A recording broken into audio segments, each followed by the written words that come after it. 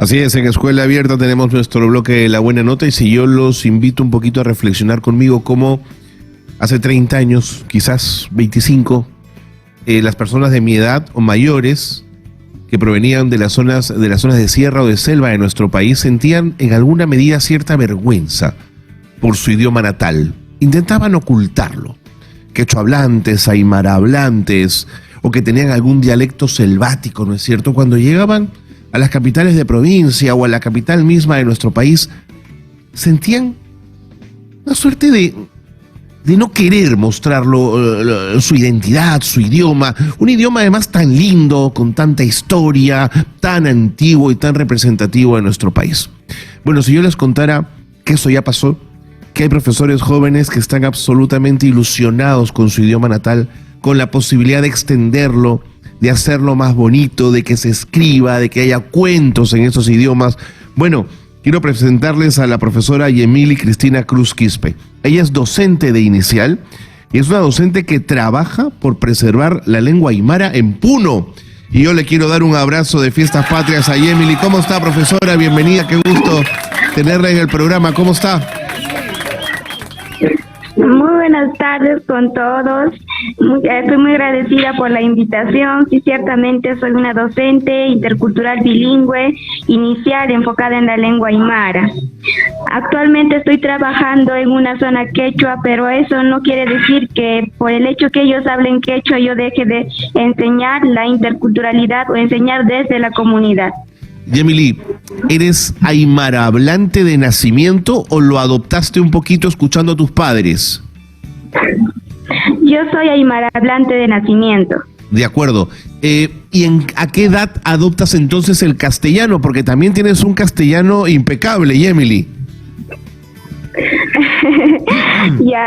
Para poder yo hablar la lengua aymara ha pasado todo un proceso. Como saben, la globalización llegó a las comunidades, entonces mi madre en un principio, cuando yo entré a la escuela, también sufrí discriminación y me prohibió hablar la lengua. ¿Ah, sí? 6 años en la escuela no hablaba nada de lengua aymara.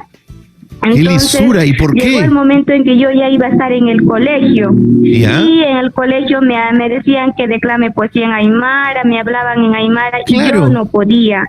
Entonces es ahí donde mi madre se preocupa y en el distrito de Ácora, de la región de Puno, hay un colegio que se llama Aymara y en ahí enseñan la lengua aymara, enseñan las prácticas culturales de la comunidad que ayuda a ayuda a uno a identificarse. Entonces es ahí donde yo me fui a estudiar y ahí los 5 años pude aprender y también identificarme con mi lengua aymara. Claro. ¿Y tu madre qué sentía? ¿Que la aymara no te sería útil? ¿No te ayudaría para la vida? ¿Mejor el castellano que se habla oficialmente? ¿Qué cosas te decía, Yemili?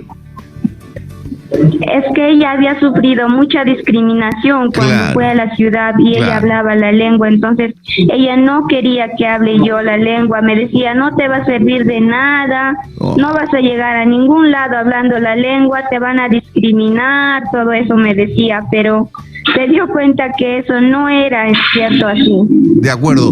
Ahora, de allí a docente inicial y ahora a ser una tenaz defensora de la aymara en la preservación de la lengua. Cuéntame cómo estás haciendo.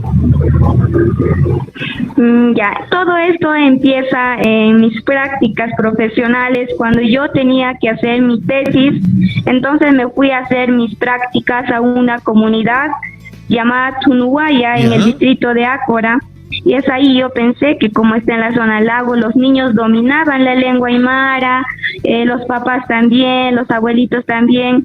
Sin embargo, vi que los niños no hablaban la lengua, tenían miedo. Mira, y los también. papás también tenían ese temor de transmitir a sus niños al decir que no, mi niño si va a hablar la lengua aymara va a ser motoso o no se le van a discriminar. Tenían esos pensamientos. Entonces yo dije, mi proyecto tiene que ser sobre revitalización. Entonces inicié realizando como 5 talleres de sensibilización en donde trabajé desde experiencias, juegos, experiencias donde habían quechua hablantes, aymara hablantes en España, Estados Unidos, donde habían progresado gracias a la lengua y están transmitiendo todo lo que habían aprendido aquí en las comunidades. Entonces es ahí donde los padres realmente se dan cuenta que estaban haciendo mal al no transmitir la lengua. Entonces ya empezamos a trabajar con los padres de familia, nos fuimos a buscar a los sabios de la comunidad para realizar el calendario comunal, para que ya se transmita ya las prácticas culturales que se realizan en la comunidad. Entonces los papás tenían ese como quien decir, tenían ya, yo tengo que transmitir la lengua, si no se voy a transmitir, va a desaparecer. Entonces tenían ese compromiso los papás. Claro. Y se realizaba, por ejemplo, realizábamos la cosecha de la papa, nos íbamos a la cosecha de la papa bailando, cantando, realizando adivinanzas en aymara, y los niños han aprendido cantando, bailando, y cuando llegábamos a la cosecha de la papa estaba una sabia, y la sabia pedía permiso a la madre tierra para que nos pueda dar buenos productos. Entonces los niños ya iban aprendiendo de todo lo que decía la sabia, y en el momento de hacer la sabia explicaba cómo se tenía que realizar, por ejemplo, la cosecha de la papa, cómo se tenía que sacar las papitas, todo eso. Entonces los niños aprendían haciendo, viendo, jugando, y no se le ha enseñado al niño, por ejemplo, ya, te voy a enseñar hoy día a hablar papá, que es auki, ¿no es cierto? Ya eso va a ser papá, auki, auki, tienes que repetir eso. No, sino los niños han aprendido de manera natural, claro, al ritmo que ellos querían, jugando. Claro. Y también agradecer a la maestra que estaba ahí, la docente de aula, que siempre me ha apoyado. Cada idea que tenía me apoyaba, me decía, sí, hazlo, tú puedes. Entonces eso a mí me ha dado más fortaleza de poder trabajar con los papás. Ahora también en el lugar donde yo estoy trabajando, claro, no hablo la lengua quechua, pero sí estoy aprendiendo. Claro. Y yo también les estoy enseñando las prácticas que se realizan en mi comunidad. Y hay una interculturalidad porque están aprendiendo las cosas que se realizan en la comunidad aymara, y ellos me enseñan lo que se hace en las comunidades quechuas. Maravilloso. Entonces ahí siempre va a partir el trabajo con los papás, con la comunidad, para que los niños tengan un mejor aprendizaje, sean autónomos y críticos. Yemily, eres una absoluta trome. ¿Qué edad tienes, ah? Yo tengo 24 años. Imagínate, tenemos profesora entonces, profesora Cruz Quispe, para rato. Ahí están los aplausos.